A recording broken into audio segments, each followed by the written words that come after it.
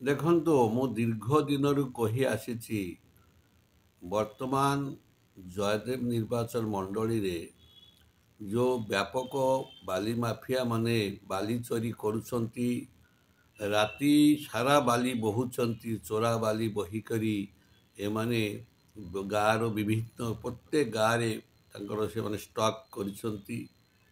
ପ୍ରାୟ ପାଖାପାଖି 100ରୁ ଉର୍ଦ୍ଧ୍ୱ ସିମେଣ୍ଟ ଇଟା ତିଆରି ହେଉଛି। ସେଠି ମଧ୍ୟ ଏମାନେ ପାହାଡ଼ ସଦୃଶ ବାଲି ଗଦେଇ ଦେଇଛନ୍ତି ଏବଂ ନଈ ଗୁଡ଼ାକ ଏତେ ଖାଲ କରି ଦେଇଛନ୍ତି ଯେ ଯିଏ ବି ଯାଉଛନ୍ତି ସେଠି ମାନେ ମରିଯାଉଛନ୍ତି, ମାନେ ତା ଭିତରେ ପଡ଼ିଗଲା କି ଉଠି ପାରୁନାହାନ୍ତି।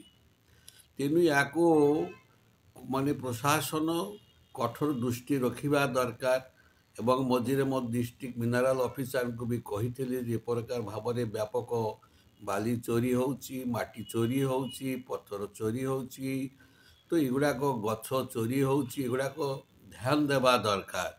ତେଣୁକରି ଏବେଠୁ ଯଦି ଆମେ ସଜାଗ ନ ହେବା ଆଗାମୀ ଦିନରେ ଆହୁରି ବହୁତ ଜୀବନ ଚାଲିଯିବ ଏବଂ କୋଟି କୋଟି ଟଙ୍କାର ବାଲି ଚୋରି ହେବ। ୟାକୁ ବନ୍ଦ କରିବା ଦରକାର।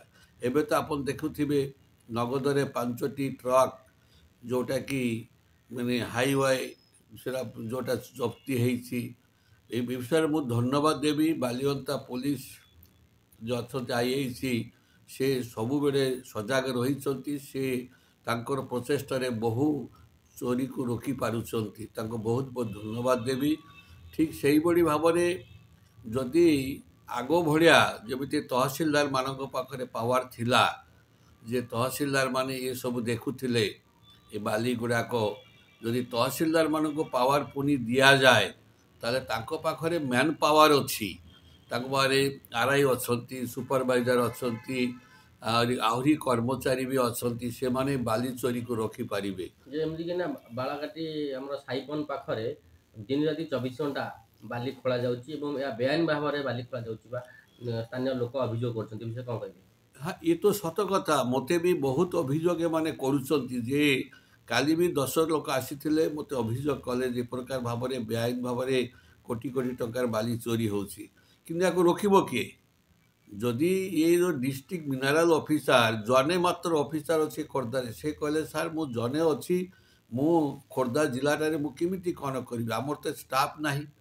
ତେଣୁକରି ମୁଁ ମଧ୍ୟ ଚିଠି ଲେଖିଛି ମାନନୀୟ ମୁଖ୍ୟମନ୍ତ୍ରୀଙ୍କୁ ଯେ ଏଇ ଯେଉଁ ବାଲିଟାକୁ ଯେଉଁ ଦିଆଯାଇଛି ମାଇନ୍ସ ଆଣ୍ଡ ମିନେରାଲ୍ସକୁ, ଯେଉଁଟା ଦିଆଯାଇଛି ଓଡ଼ିଶା ମାଇନିଂ ଡିପାର୍ଟମେଣ୍ଟକୁ, ତାକୁ ରେଭିନ୍ୟୁ ଡିପାର୍ଟମେଣ୍ଟକୁ ଦିଆଯାଉ। ରେଭିନ୍ୟୁ ଡିପାର୍ଟମେଣ୍ଟ ଦେଲେ ଏ ଚୋରିକୁ ଅଟକାଇ ହେବ, ନହେଲେ ଚୋରିକୁ ଅଟକାଇ ହେବ ନାହିଁ। କାରଣ ତ ଷ୍ଟାଫ୍ ନାହିଁ, କିଏ ୟାକୁ ଜଗିବେ?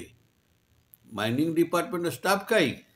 ତ ସେଥିପାଇଁ ଏ ଚୋରମାନଙ୍କୁ ଧରିବାକୁ ହେଲେ एकमात्र पुणी तहसिलदार को जदि रेवेन्यू डिपार्टमेंट को ये पावर दिया जाए ताहले हेई पारिबो, नचेत चोरा को रोकी हबो नहीं।